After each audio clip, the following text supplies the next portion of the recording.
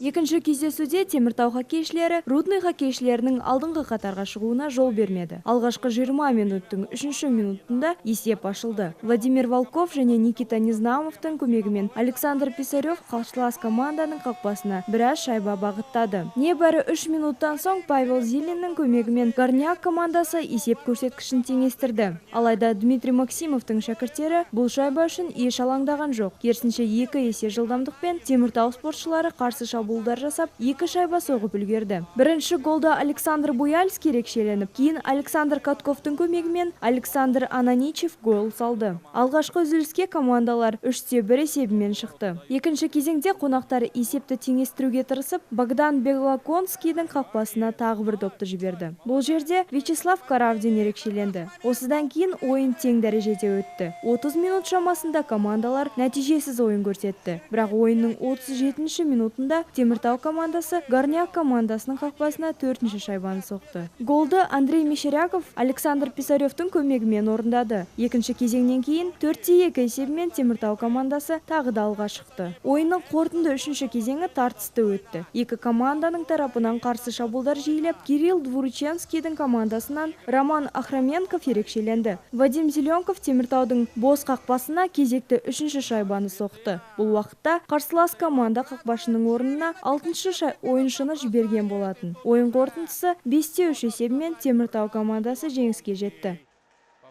Во-первых, поздравляю хоккейный клуб Темиртау с победами в этих двух встречах. Біріншіден Теміртау хоккей клубының жеңісімен құттықтаймын. Ал біздің команда бар күштерін салып ойнады деп айта аламын. Осы екі жеңілісте кеткен қателіктер менің қателіктерім деп білемін. Ол қателіктермен жұмыс жасау менің ендігі міндетім. Чемпионатта мықты спортшылар ғана ойнайтыны анық. Сол себепті біз бұл чемпионатқа қатысу алып отырғанымызға қуаныштымыз. Результатом очень доволен, я думаю, что так же, как и болельщики, доволен содержанием игры.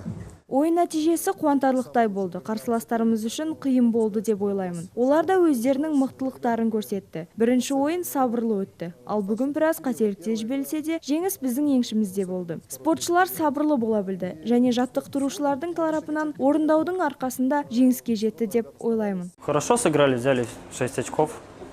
Старались выполнить тренерскую установку. 6 ұпай жинап, жақсы ойын көрсеттік. Жаттықтырушылардың көрсетілімдерін орындаудың арқасында оңай болды, бірақ біздің тараптан да қателіктер кетті. Соған қарамастан жақсы нәтижелі ойын болды. Біздің жанкүйерлерге үлкен алғысымды білдіргім келеді. Біз үшін бұл өте маңызды. Барша тұрғындарды қала күнімен құттықтай отырып, сіздерге зор денсаулық пен мол бақыт тілеймін. Поздравляю жителей города Темиртау. Барлық қала тұрғындарын қала күнімен құттықтаймын. Біз осы мерекеге орай қала үшін жақсы сыйлық жасадық деп ойлаймын. Тағы да мерекелеріңізбен. Горняк командасымен өткен ойыннан кейін Теміртау командасы турнирде 6-шы орынды иеленді. Бірінші орында Петропавлдық Құлагер, екінші Көкшетау қаласынан келген Арлан, үшінші Өскемендік Алтай Торпедо тұр. Бірқатар сәтсіз ойындардан кейін Сарыарқа хоккей клубы өзара келісім бойынша бас жаттықтырушы Кари Хеккел және аға жаттықтырушы Томми Некумен келісімшартты бұзды. Сарыарқа хоккей клубы бас бапкерінің міндетін атқарушы болып Дмитрий Максимов тағайындалды. Өткен маусымда оның басшылығымен Теміртау хоккей клубы Қазақстан Республикасы чемпионатының қола жүлдегері атанған болатын. Енді Теміртау командасының басшылығына кім тағайындалатыны әлі белгісіз.